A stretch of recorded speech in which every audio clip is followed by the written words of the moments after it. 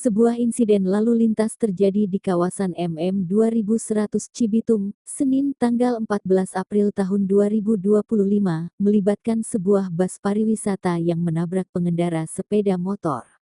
Usai insiden tersebut, alih-alih berhenti dan bertanggung jawab, sopir bus justru kabur dari lokasi kejadian, sehingga memicu amarah warga sekitar.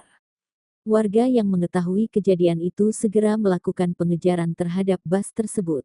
Aksi kejar-kejaran pun terjadi di sepanjang jalan kawasan industri MM 2100.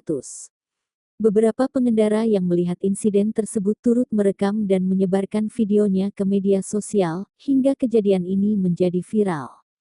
Beruntung, pihak kepolisian yang mendapat laporan langsung bergerak cepat dan berhasil menghentikan laju bus sebelum situasi makin tidak terkendali.